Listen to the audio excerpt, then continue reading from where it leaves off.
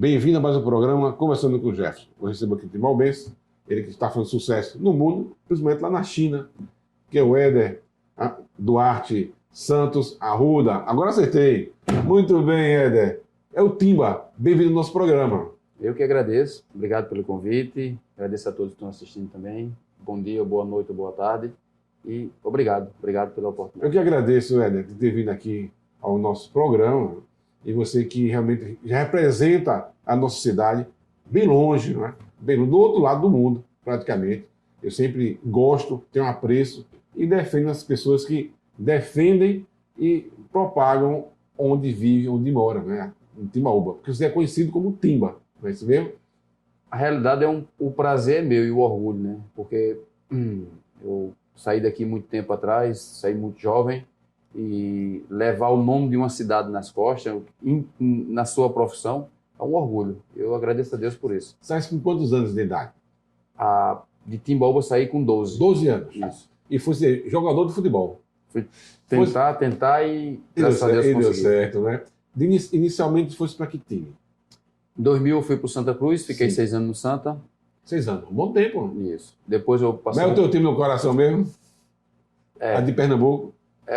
Porque você pega um afeto. Sim. Foi ali que tudo começou. Sim. Aí tudo começou. É bom. Depois eu fui para o esporte. Do esporte tive uma passagem rápida na Portuguesa, no Cruzeiro, no Grêmio e no América Mineiro. Aí depois eu tive a oportunidade de embarcar para a China. E essa embarque para a China, como foi isso na tua vida? Isso aí foi algo interessante que eu já tinha sido dispensado de vários times. Várias pessoas tinham falado não, treinador...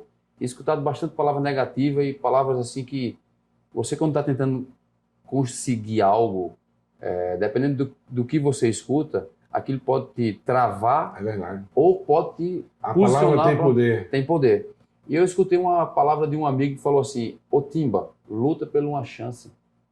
E quando apareceu essa oportunidade de ir para a China, eu lembrei da palavra que ele falou: Timba, essa é a chance. Aí foi onde eu fechei tudo com o pessoal e foi embora. Nessa época estava com quantos anos? De 17 para 18. Muito jovem ainda. E como foi a repercussão na tua casa, teus pais, o que é que eles falavam assim? Na realidade, eu só liguei para minha mãe quando eu estava no aeroporto. Porque eu sabia que ela não ia gostar. Não gostar, né? Mas talvez não ia liberar. Aí eu estava no Rio. E toda mãe quer o filho perto dela, né? Eu tenho certeza que ela tinha preferência naquela época se jogasse aqui no Estudante, ou no Acurangi, ou algum time daquele time. Eu lembro que quando eu estava no Santa Cruz, eu morava na Concentração, ela mandava carta para mim toda semana, né? Falando, filho, volta. E chegou um tempo que essas cartas, além de ser cartas de uma expressão de amor da tua mãe, mas aquilo estava mexendo no meu emocional. Então eu já não estava abrindo, porque eu estava querendo voltar. Então, por isso que eu tomei essa decisão. Quando chegar no aeroporto no Rio, eu liguei, mãe, estou embarcando. Para onde? Para a China. Meu filho, eu falei, mãe, eu ligo para a senhora lá. Tchau, beijo. Já desliguei ela chorando. Muito bem. E aí, na China, como foi a experiência na China para você? Deve ter crescido, porque você passou praticamente a vida toda lá na China agora, não é? Mais parte da sua vida lá. Estou lá há 17 anos, graças a Deus. Foi muito difícil os meus 3 primeiros anos. Primeiro, o idioma. Não falava nada. Segundo, a comida. Comia só McDonald's e KFC. KFC é como se fosse um McDonald's lá. É um balde que vem com vários frangos. Kentucky Fried Chicken. Isso. Chicken fried rice. Então, primeiro, o idioma. Segundo, a comida. E terceiro, a cultura, né? Porque uma coisa é você sair do interior de Pernambuco com todo respeito, né, e mérito, que eu amo minha cidade, mas você vai para uma cidade de primeiro mundo, cultural, tudo muda. Tudo. Como você cumprimenta, como você come. Tem até uma história bem rápida que eu fui jantar com a minha esposa, que minha esposa é chinesa, e na cultura chinesa, ele bota uns 5 ou 6 pratos aqui, e só pode comer quando o pai pega a comida. E só pode levantar da mesa quando o pai levanta da comida. Só que eu tava brincando. Eu peguei o palitinho, que lá a gente come de palito, e eu coloquei no arroz assim. E minha esposa não viu, né? Quando ela virou, ela fez, Rasma, tira isso daí rápido. Aí eu tirei.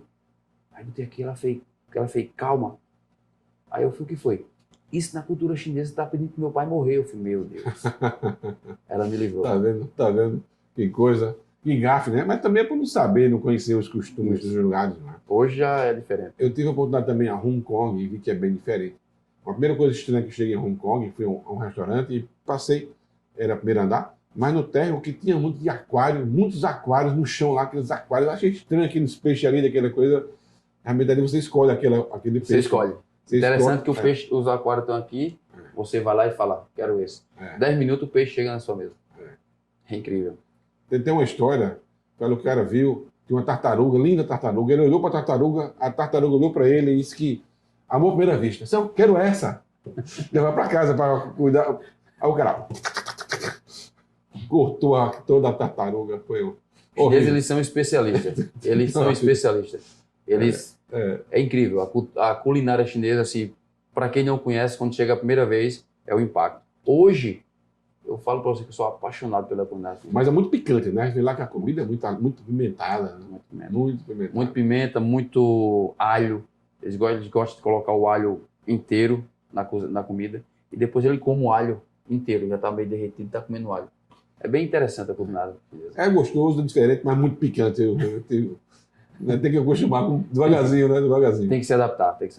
Mas e no futebol lá, como é que foi? Qual foi o time que você despontou, que você trabalhou mais? Eu cheguei, né? Fui para Xangai.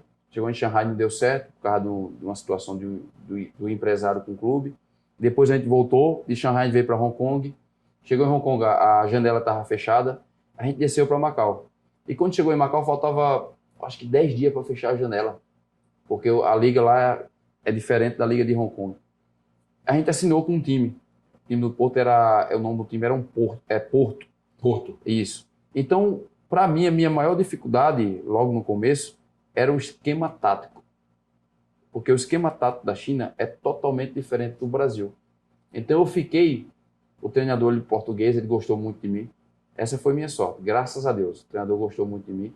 E ele me deixou mais ou menos ali uma temporada me preparando. Eu jogava 5 minutos, 2 minutos. Para quê? Ele estava me preparando para, na próxima temporada, me lançar. Sim. Então, tive que ter muita paciência. Não foi fácil, não. Mas foi. E o técnico era da onde? De Portugal. De Portugal? Isso. E uma pergunta. Você fala que o esquema tático é diferente. Mas você com experiência, que já era novo, mas a experiência que teve aqui em vários times, não só do Nordeste, como também lá do Sul. Mas isso sentia como utilizar toda essa tática, essa técnica lá. Você conseguiu ter vantagem dessa forma, por ser diferente, por ter um aprendizado distinto do que foi utilizado lá? Acredito que o brasileiro ele tem uma coisa que ele não vai perder nunca, que é a malandragem. A nossa malandragem de campo, a gente sai dá 10-0 em qualquer lugar que a gente chega. Só que esquema tático é totalmente diferente. Então foi uma das como é que eu posso falar, áreas que eu tive que me readaptar. Era muito jovem, eu não tinha tido muita experiência em times profissionais. Então, quando eu cheguei lá, já era um desafio. O time que assinou o contrato com a gente era um time que estava subindo da segunda divisão. Estava investindo medianamente, mas queria permanecer e se classificar para a Copa da Ásia, lá, um campeonato que tem lá. Então, o que acontece? Acontece que a gente começou para mim foi um novo desafio, porque eu comecei se readaptar ao esquema tático e tudo que é cultura, como o tempo e outras coisas. Então, isso para mim foi... Muito frio também, Foi né? muito frio. Quando é calor, quando é frio. A umidade lá é muito alta, 90, 98. Então, eu tive que me refazer lá. Essa é a realidade. E me diz uma coisa, então, você jogava em Macau, mas também chegou a jogar nas outras cidades também, nos outros países em volta ali. Jogou na Copa da Ásia? Isso, como eu falei, como a China, o campeonato lá é dividido. Tem Macau, que é um campeonato, Hong Kong, Singapura, Taipei e tem a China. Então, o que acontece? Vai classificando, os times que vão classificando para a Copa da Ásia, aí um joga na China, outro joga na Coreia, outro joga ali em Taipei, outro em Hong Kong, e assim vai. Agora, recentemente, saí de lá de Macau, o time que classificou é o Chaopaquei. E o Chaopaquei estava jogando com um grupo que ia para Taipei. Então, eles iam lá, um jogo aqui. Então, sempre era assim. A gente tinha que lutar para se classificar para sair do território para jogar a Copa da Ásia, né? Nessas regiões. Então, jogou algumas temporadas na Copa da Ásia. Isso. E era melhor jogar aonde lá na China? Em Macau mesmo? Ou qual a cidade você preferia jogar? Tinha público? Como é que era a torcida lá? Macau, o pessoal lá em Macau é assim, eles gostam de futebol, mas eles não são muito apaixonados como lá na China ou em Hong Kong. Macau, ele é movido pelo cassino, por cassino. Tem 28 a 30 cassinos. Então, questão de público é um pouco baixa. Porque o pessoal lá, eles gostam de jogos. Eles vêm para Macau, eles, em vez de assistir os jogos, muitos vão assistir. Eles vão quer jogar mesmo. Quer jogar. Quer ganhar dinheiro. Isso. Mas parte boa mesmo de você jogar assim, que você vê os estádios lotados e dá prazer de jogar, Hong Kong, Singapura, China, lá para dentro também, Xangai ou Pequim. Já jogou em Pequim, em Beijing? Não. Xangai já teve a oportunidade de ir lá, mas Pequim ainda não. Muito bom. E depois, então, quantas temporadas jogaste lá? Eu joguei. 2007 eu cheguei, 2009 joguei ao todo 12 a 13 temporadas. Bom tempo. E como é que era a recepção lá pro Timba, o Timba lá? No começo foi difícil, né? A gente não tinha muito conhecimento, tava chegando. Só que depois eu comecei a jogar, a questão é jogar, né? Quando você começa a jogar, aí casei, aí virei local, uma pessoa local, tinha um passaporte chinês. Aí ficou mais fácil para os times contratar, então fica mais conhecido, né? Tá sempre jogando, aí sai no jornal, aí dá uma entrevista, isso e aquilo. Aí quando você sai na rua, o pessoal já começa a falar isso e aquilo. Só que lá, o jogador de futebol é igual a qualquer um. Anda na rua, anda de bicicleta, não é como no Brasil. No Brasil, um jogador de futebol não pode andar. Fica difícil. Nos Estados Unidos, o jogador de futebol pega um metrô, vai de bicicleta numa padaria, vai isso, aquilo. Aqui não. Lá não, lá é todo mundo no mesmo nível, mesmo patamar, vamos dizer. Eles olham para você... Aqui vira estrela. Ele olha para você, ele admira, parabéns e tal, tira uma foto e tal. Mas você anda na rua tranquilo, não tem esse... Não tem esse assédio? Não. Esse assédio. Não. Ô, Timba, você jogou em quantas equipes lá na China? Você começou pelo Porto, mas você mudou de time em algum momento? Vou contar nos dedos, posso? Pode ser. Primeiro, Porto, aí depois eu saí para o Lampac, depois vim para o Sport, depois eu fui para o Caí, Monte Carlo, Tianfeng. 6 equipes. São 6 equipes. 6 equipes. E dessas equipes, você chegou a ser campeão lá do torneio? Sim. Aí foi qual o time que você foi campeão? Aí fui campeão pelo Caí e fui campeão pelo Monte Carlo, da segunda divisão para a primeira, a gente jogando no campeonato, que eles jogam o campeonato de 7 lá, que é bolinha, é um campeonato regional. Fui campeão pelo Tianfeng também, da segunda para a primeira, esse campeonato regional. É um campeonato que o chinês ama. Sim. É 7-7 num campo sintético, mas é um estádio, um mini estádio. Sim. Aquilo fica lotado. Então, aquilo ali, para eles têm mais prazer do que o campeonato de 11. Sim. Então, rola muito dinheiro. Mas é de grama também, é sintética? Sintética, mas é grama sintética, sim, primeira linha, muito boa. Então, isso rola muito dinheiro. Então, fui campeão 2 vezes no campeonato de 7, fui campeão no campeonato de 11, 1 a 2 vezes também. Sim. E, ok. Então, a gente falou que você participou então, do campeonato da Liga Asiática?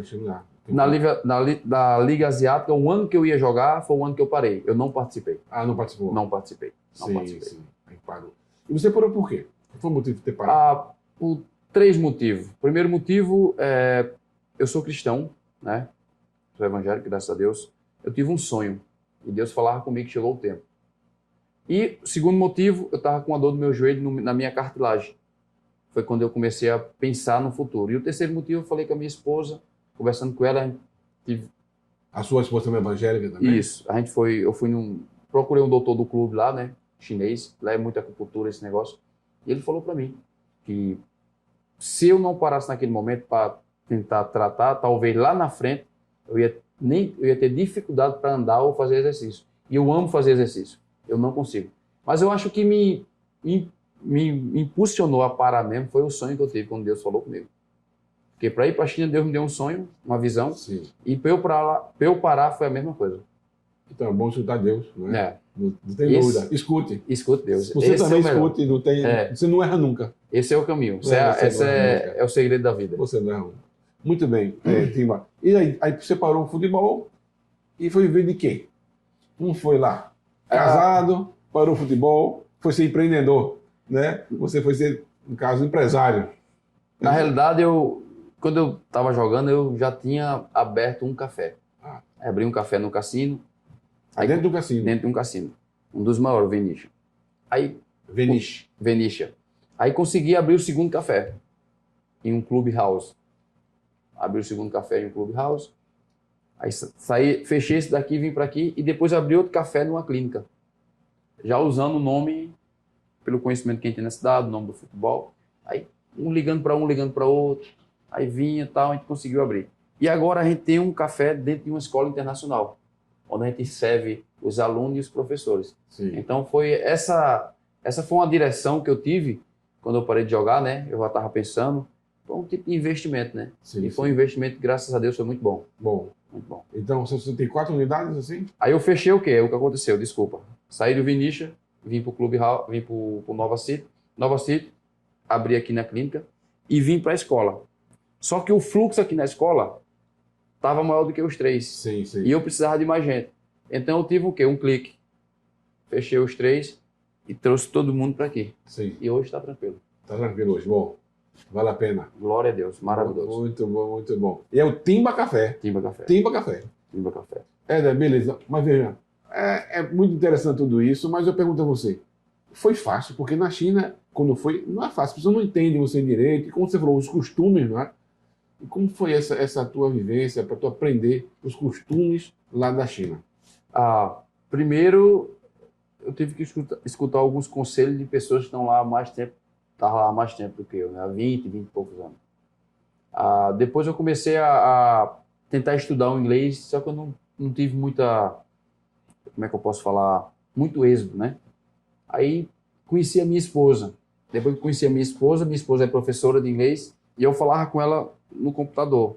Ela estava aqui, eu falava assim, hoje à noite quero sair com você, passava o computador para ela botava em chinês e português. Aí chegou um dia que a minha esposa falou para mim assim, vamos tentar, senão tu nunca vai falar.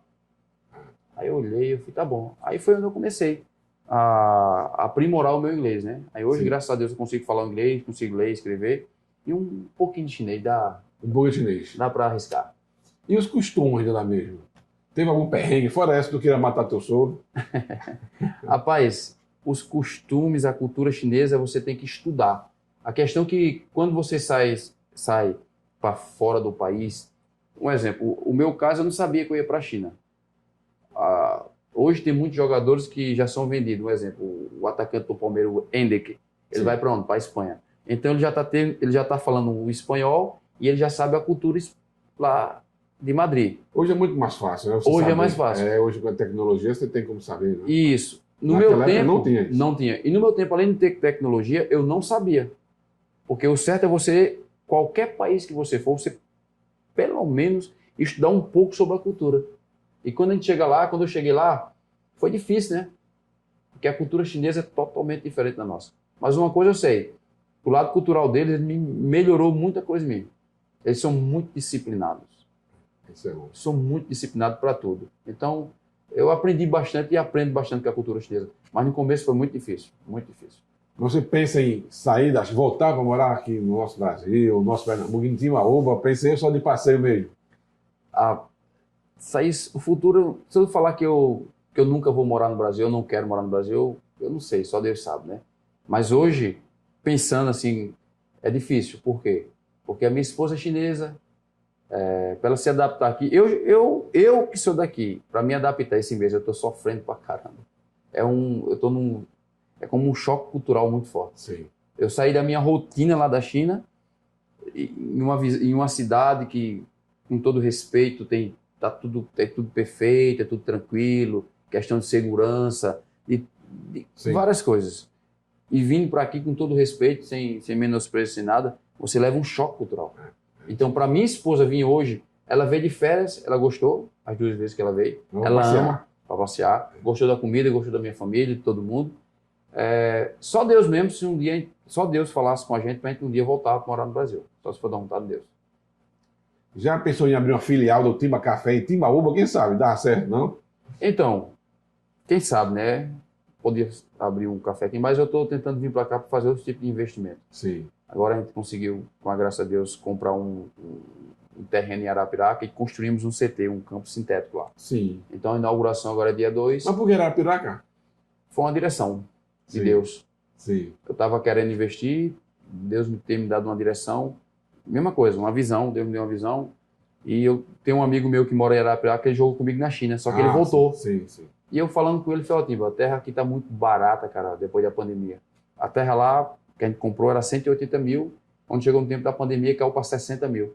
A gente comprou por 67 mil e construímos um centro de treinamento. Bom. Então, dia 2 agora de janeiro, a gente inaugura. Coisa boa. Isso. Parabéns, então, pelo Obrigado. investimento. Obrigado. Isso é bom. Eu só espero que um dia você tenha uma filial dessa em Timbaúba também. Temos muitos jovens, como você, um exemplo, né? Que aqui, às vezes, fica ali esquecido, não tem um apoio, falta um investimento, não é? Falta alguma coisa para poder crescer e despontar. Então, não é? Ontem eu estava no jogo festivo aqui com meus amigos e eu tive a oportunidade de ver vários jovens com bastante talento. Muito talento, não é pouco. Então, o que está faltando para eles aqui em Timbaúba é ter pessoas que venham tentar levar eles para os clubes para fazer teste e apostar mais nessa juventude. Porque eles têm muito talento. E quem sabe um dia, né? Um dia a gente pode investir nisso. Um dia pode vir para cá, comprar um terreno ou comprar um... Amadureça essa ideia. Isso. Daí vem ajudar também os nossos conterrâneos a fazer mais do que você faz. Eu tenho isso em mente, Agora que está começando na Arapiraca, depois a gente pode expandir para o lado de Timbaúba, para outros lugares aí. Vamos ver. Bom, muito bom. E já tem o nome do CT lá? Não? Tem. Arena das Nações. Ok. Mas, bom, então você hoje se casou. Então, automaticamente, quando um brasileiro ou de outra nação casa com alguém da China, já recebe o visto, é isso? Automaticamente? Isso, lá em Macau é assim, a gente casou, a gente entra, tipo, casa assina os documentos, espera 3 meses, então automaticamente a gente recebe é como se fosse o passaporte chinês, é o Macau ID. Macau ID. Eu não preciso de usar nenhum documento mais, só aquele ali já que é o teu documento. Isso. Mas eu pergunto, mas você com esse Macau ID, você consegue ir para Hong Kong, consegue ir lá para Xangai, consegue ir para Pequim? Hong Kong, livre. Sim. Para onde eu vou, só boto na fronteira. Para ir para Xangai, para Pequim, eu preciso do visto. Ok. Só que o Macau ID dá mais facilidade para a gente. Sim. Por quê? Eles me dão 5 anos de visto. Eu posso ir e voltar a hora que quiser. Sim. Então, ok. Então, facilita. Facilita. Muito bom. Eu lembro que quando eu fui à China, deu trabalho para pegar o visto, também passou, acho, uns 15 dias para me entregar o visto, e lá tinham várias exigências e também vários tipos de visa, né? Que podia ser com uma entrada, 2 entradas, passar 1 mês, 2 meses, né? Se era como foi para estudo, foi para um congresso, então era o específico, para turista, outro tipo de visto, e realmente tem certas restrições. Tem. A questão que lá, o que acontece? Acontece que quando você sair daqui, você foi para fazer algo do jornalismo, né? Jornalista, né? Não, foi para o curso de odontologia, de cirurgia. Eu sou cirurgião, tem um curso, até apresentamos um trabalho lá. Então, também tem que ser um visto específico para a sua área. Se for para visitar, um exemplo assim, eu vou visitar Xangai, é turista, eles dão de 1 mês só 2 entradas, ou 3 entradas, foi o que aconteceu com o seu amigo. Ele foi, voltou e depois não foi. Eu aqui em Alves, falei com um amigo meu, ele foi para a China conosco, só que ele só tem um visto de 2 entradas, assim que chama, então não podia sair e voltar. Então ele saiu para voltar, não conseguiu voltar e teve que comprar outra passagem para regressar ao Brasil. Então deu um trabalho danado para ele lá. Eles são muito... os chineses eles são muito cuidadosos com esse negócio de visto. Eles são, vamos dizer, diplomáticos.